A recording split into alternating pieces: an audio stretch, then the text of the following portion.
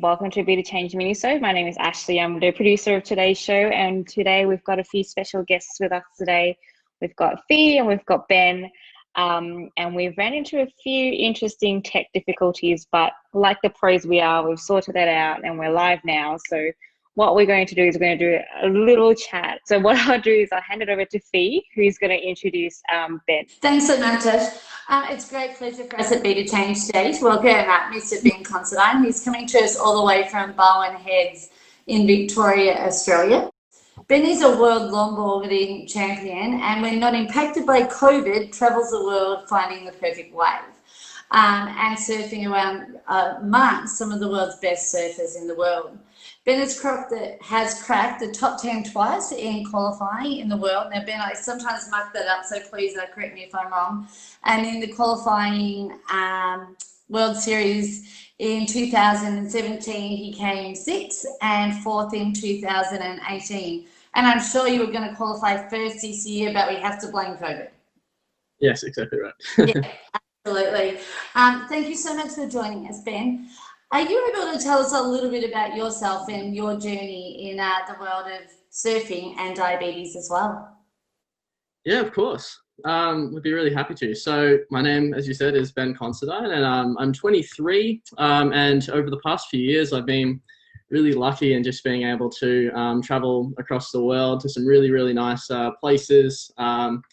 All across Europe and America and stuff like that, with some events that I've been lucky enough to be invited to and qualified for. So the type of surfing I do is longboarding.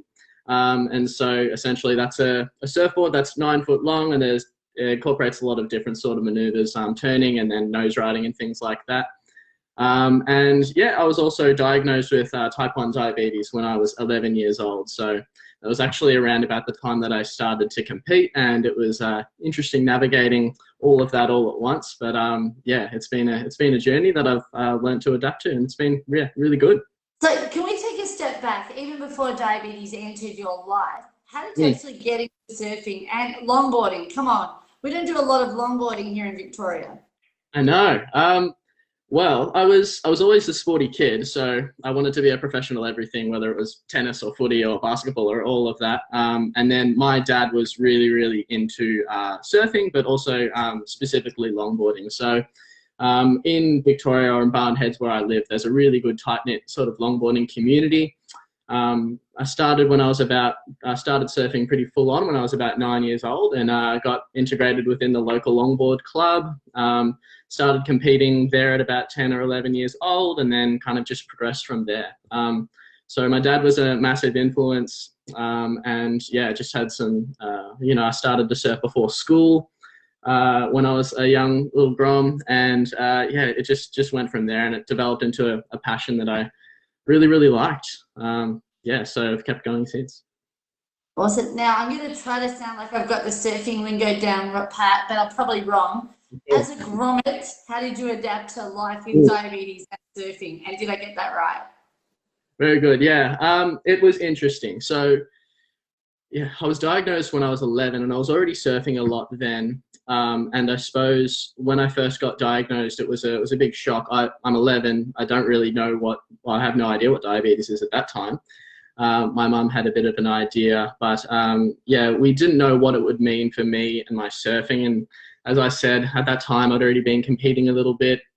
And so we asked the question in the hospital, what does this mean for this and that? And we got some answers like, oh, you can play around in the shallows a little bit. And I was a little bit worried about that, because obviously I wanted to try and pursue this. I mean, I had idols and goals that I wanted to achieve with my surfing, as well as just enjoy a life of surfing. So, but we quickly realized that there's no real limitation to it as long as you're prepared. I still remember my first surf.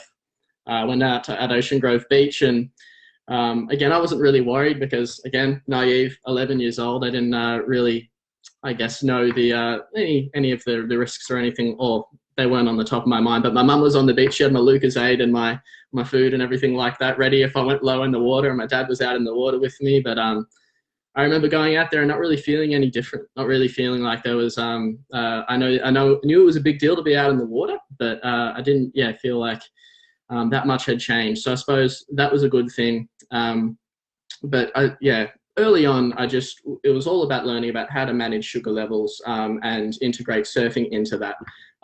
So obviously just making sure readings before you went in the water and all of that. And yeah, I've got that down to a pretty fine art now. Amazing. So how do you actually manage your diabetes now and balance your sugar levels, studying, COVID as well? How does all that work? What do you do? Yeah, so at the beginning when I was, young, I was, I had the advice to, let yourself go a little bit higher whilst you're going in the water, obviously, because it can bring you down a little bit. Your blood sugars will trend lower just because it's an aerobic type exercise. And so that was the first thing, but there's been a few really, really good things that I use now, and I've got a bit of a good toolkit of what I know what to do before I go in the water.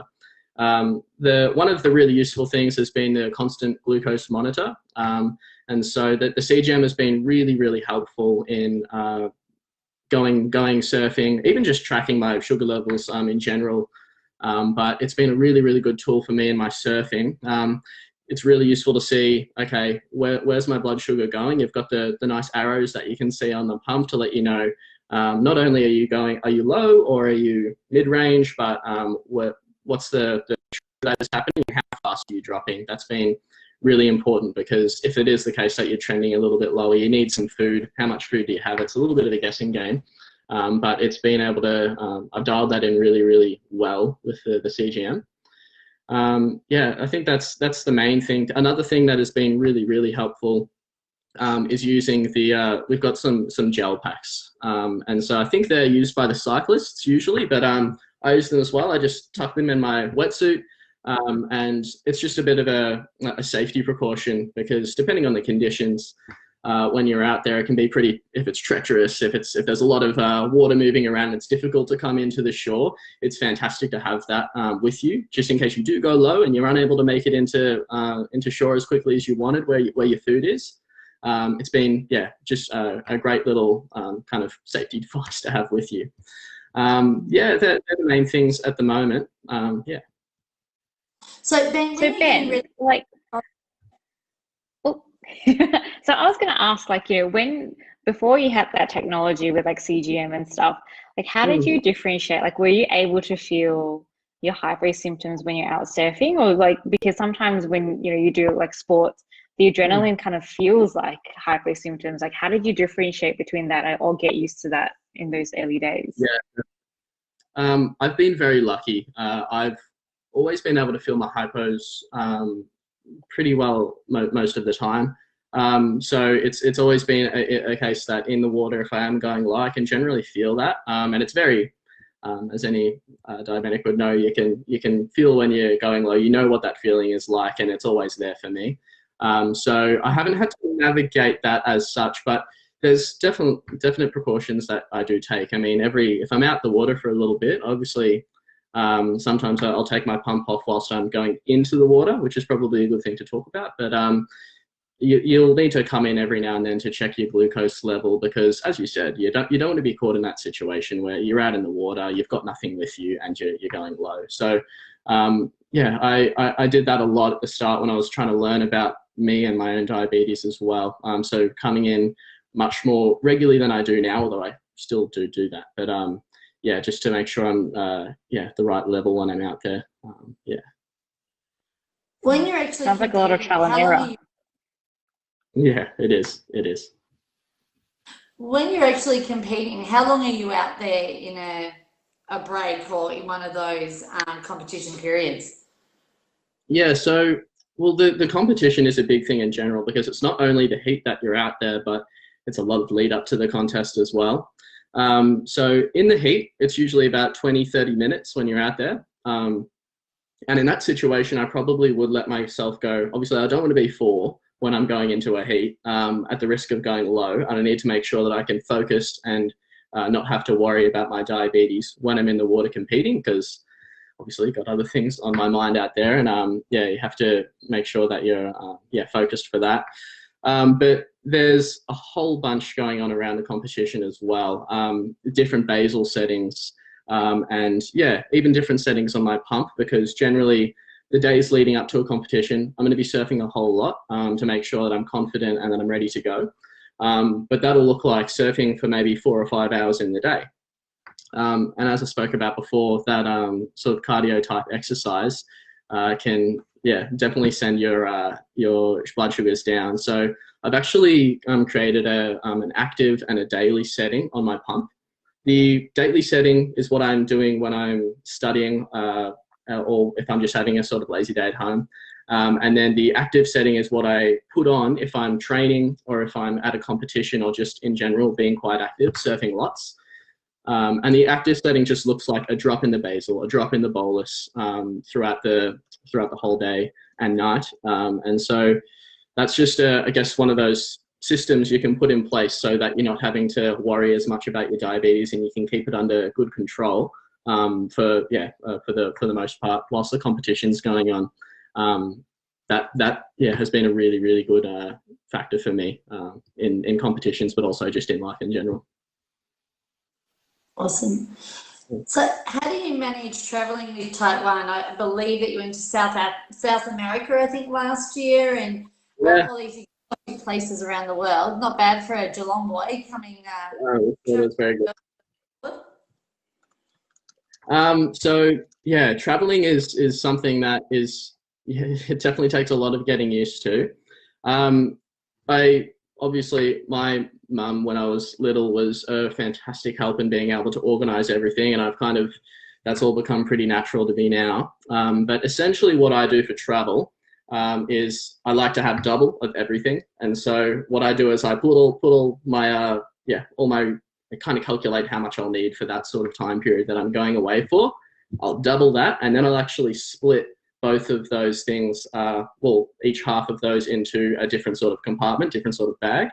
Now, if you're traveling with someone, I highly recommend that you hang on to one and then someone else hangs on to one, so that if you do happen to lose your bag, worst case scenario, that you can, make sure that you've still got something with you. But obviously, last year I went to Mexico and Europe and America, and that was just me traveling by myself. So I did have to take both of those with me, but all of that just goes in my bag. I don't put it on the under luggage because obviously it's too cold there. You can't have that with you or under there. And then there's a whole lot more going into that in terms of it's really good to have a travel letter, so that there's some times where they look at all the diabetes supplies and the insulin and the syringes, and they go, what's going on here? So sometimes it takes a little bit longer to get through as well, but the travel letter just from your endocrinologist or whoever is a really good thing to have, just to verify why you've got that stuff. Make sure they're not going to take that away from you. But for the most part, it was pretty good, and people at the airport know what to expect with that. And yeah, that's the main thing. The other thing I would have to say is the big thing is just having Freo Packs. And so they've been a lifesaver, having these packs, and essentially they keep your insulin cold whilst you don't have a refrigerator or something like that with you. They've been fantastic. So whilst I'm traveling, I'll have my insulin there. I'll take that along with me. And then when I get to the accommodation, I can put it in the refrigerator. And yeah, so there's lots of different things that you need to take into consideration. But yeah, after a while, you get a little bit more used to it, which is good. So Ben, when you're traveling by yourself and you're going on to the World Surf, which is extremely exciting, and congratulations, you're doing Australia proud, and the diabetes community proud as well. Are there people that know that you have diabetes, or do you tell some people as well so you have a backup, or is it mum and dad following you back in Australia on your CGM? How does all that work? How do you get your support network while you're traveling the world? Yeah, and so that can happen in a number of ways. I've been lucky. I've traveled lots with my family, and so obviously they're all on top of it. And so on that point though, last year I did travel a lot by myself. Who I'm staying with, I like to just let know that also I have type 1 diabetes. I know what to do, but if this happens, this is what I need you to do. So it's really good to don't just do it yourself and expect that everything's going to be fine. It's good to have that that safety net as well. And just, yeah, to travel with people, I think that are friendly and that you feel comfortable sharing that sort of stuff with, because obviously, you know, you might not want to tell a stranger or something like that if you're just staying with them. But yeah, it's definitely important to let people know of all of that so they can keep on track of that with you. But yeah, I've had a really, really good support network with my family and friends that I travel with, that are able to help me and support me and just any way that I need. So I'm very lucky there, but definitely recommend traveling with people that you can rely or depend on in that sort of way. Yeah. Amazing. So I've been asking a lot of questions. Have you got one, or can I go for one more? You can go for one more. I'm just loving hearing all the stories, and I agree, you know, traveling with diabetes is definitely something that you need a lot of prep work for. But you know, people like all three of us have traveled extensively around the world. It just goes to show that you can do it with diabetes. It just takes a bit more planning. But yeah, I'll hand it to you, Fee, because you know, I know you've got more questions, so we'll probably have time for about one or two more questions. All right, okay. I'll get the word up. I could ask you about 5 million, Ben, but I'll try to contain myself. So, other experiences that you've had, I won't say good or bad because I don't like those words, but that have been more positive than another one, or that you've learned a really valuable lesson from that you've been able to put in place in the future. It doesn't matter where on your journey that's been. Yeah, it's an interesting one. There's so much that I've learned from diabetes. I guess that's what I'd call the good. But there's been, I think it was growing up more so that I felt like there were some negative experiences, and not so negative, but just those typical things. I mean, I was a little bit reluctant to get a pump for a fair while, just because I feel like I didn't want to think I was carrying around diabetes with me. And again, now I wouldn't anything because it is such a good asset. But as you get older, and you think, okay, I'm more confident in this, and this is part of me, and that it doesn't define who you are or what you're going to do, but it is just about learning how to manage it well. And so I've developed like a lot of, I find it really interesting trying to optimize my diabetes now and think about different systems I can put in place so that I can have good sugar levels, but spend less time worrying about them. So I think all of those negatives have kind of led me to just develop a really good interest in